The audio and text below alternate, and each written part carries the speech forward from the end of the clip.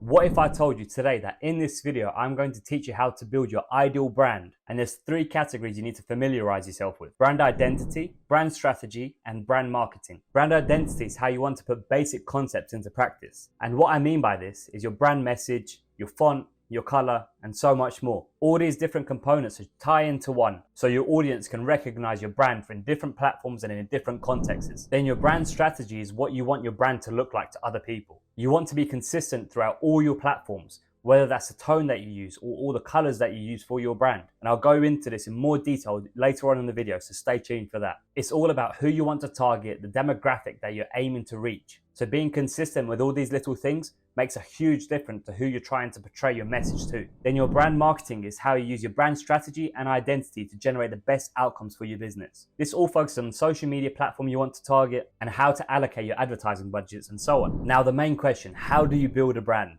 And the first thing that you want to do is identify your audience. You're not going to be able to target everyone in the whole world with your product or service. There needs to be a niche down in who you're actually targeting, who your demographic is, and what problem you solve for a specific person. And that specific person doesn't mean it's just one person out of a whole bunch. That specific person has the same problem as many other people, but just not everyone. And to help identify your target audience, you can create a buyer persona. And you can simply doing this by the age of the person that you want to target, the location, their income, and so many more views which might attract that certain product or service that you are selling. You will learn this over time as well with what you sell and who you sell to. So your target audience might change because you might realize you're performing better in a different market than you expected to.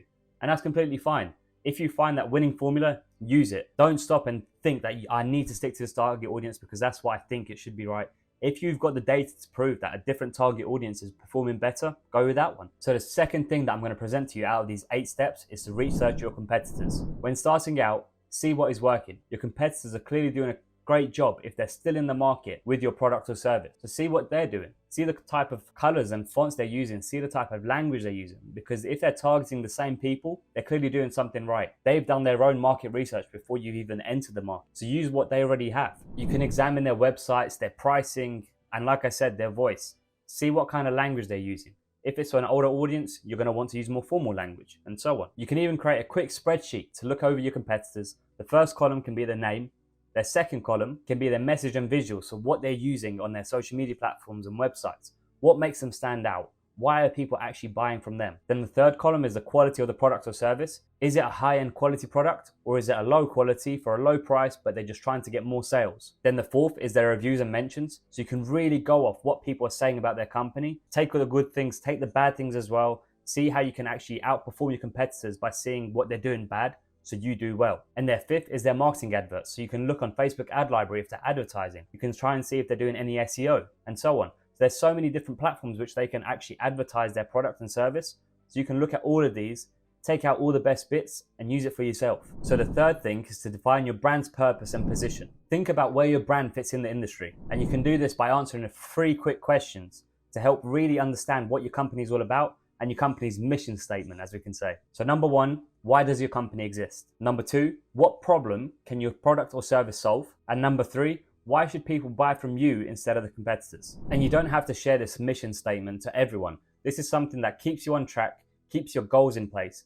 Like for example, Nike, everyone knows just do it, but the company's mission statement is so much less flashy. They want to bring inspiration and innovation to every athlete. And with that mission statement, they've been able to develop and research so many new products for their athletes and for even people to use their product or service. Now, the fourth thing is to develop a brand personality and voice. I have recently learned this and started to do this with my own social media for my web design company. Before, there was no brand voice, there was no personality. Everything just seemed like it was AI generated. People could not relate to it, and that's what you need to do. People find some sort of connection where there's a person involved or there's the same consistency throughout the site. If they see something off, it doesn't match with what you've been posting, what you've been advertising, and your voice can really change depending on who you're trying to target. So as I was saying before in the video, if you're generating a younger generation, you're probably going to want to use more slang terms because that's what they're going to understand, that's what they're going to read. Whereas an older generation, they're not going to read the slang terms and you're not going to be able to target them and sell your message to them. I mean, there's a list of things that you could really try and portray with your voice if you're excited, if you're sophisticated, so many more. So once you have one, stick with it with your web design copy, with your copy for your social media, and all the above. Just keep sticking to one, and as we said earlier, Just be consistent with what you're doing within your brand. Now, the fifth point is to create a brand story. And that's not to say create a story about your business so people know who you are. That's a good starting point because people love to associate and love to connect when they hear a story. They feel some sort of brand attachment when they know more about their business than maybe they should do. So if you have a story of where you began with your business, how you was down in the dirt 2 years ago and now you're here after selling so many products and helping so many people, problem solving for everyone, people have some more connection and they have that more trust with you and have more reason to buy from you. Or you could take a different approach and really be a problem solving company. So you could start with a quick formal message of what you do, then you create a problem for someone. If they see that video, they're gonna be like, oh, maybe I do have that problem as well. Then that's where you can advertise and really swoop in and say, we are the problem solvers. We help solve all these issues that you've been having, even though they didn't know they had that problem. Then again, you can sell your product. And lastly, you can give reviews, some sort of testimonials to really prove other people have been helped by us. We want to help you as well. To top it off, you can really promise some other stuff to some customers, some guarantees, which will really just tip them over to the edge to really buy your product or service. And that's all you're aiming to do. But create that story, have some emotional attachment so people can really connect and have that trustworthiness with that company. Now, it might seem a bit backwards what I'm about to say, but it does all tie in together. Now you want to pick your brand name. And again, this can really help when you're researching your competitors. You can see how many words their company name is. You can see how many letters in each word, because if it's a 5-word company name, people are going to forget that. You want to make something memorable. You want to make it easy for people to remember who you are. Like I said, if it's a complex word, it's going to be difficult to remember. If it's something like a 3-letter word, easy. Again, it doesn't have to make sense as long as it's easy and memorable. Why would you want someone to forget your business because of how difficult your name is? So make it simple, make it stand out, and mainly make sure it's not taken by anyone else, because then you're going to be in the dirt. I know a story where someone used the Apple logo as a trademark for them. They got sued by Apple. They had to start all over again and had to rebrand.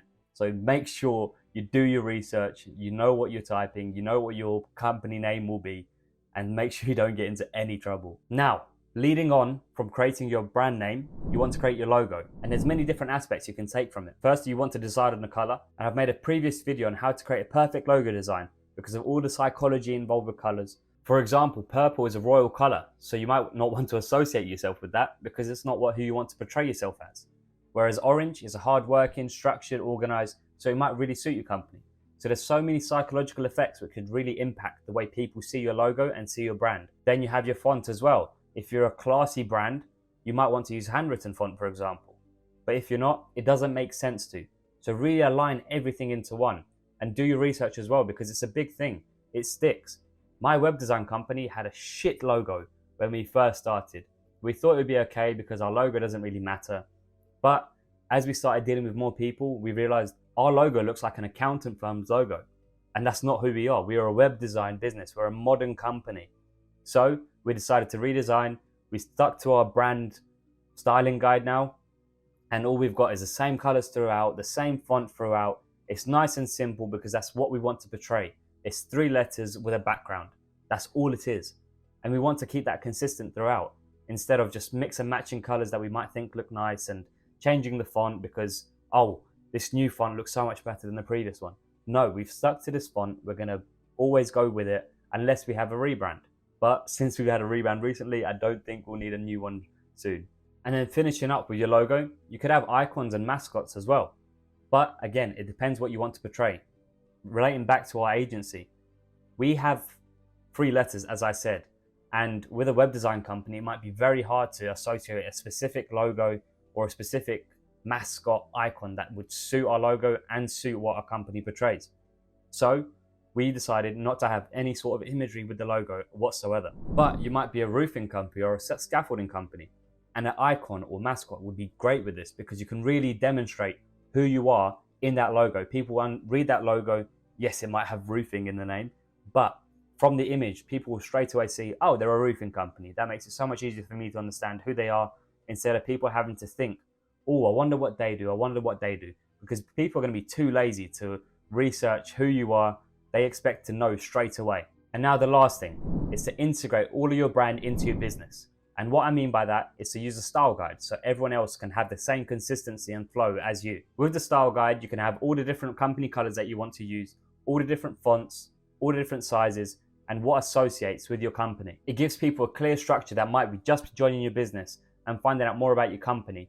That, okay, we do this way, we use that way, we use these colors for this specific message that we want to portray.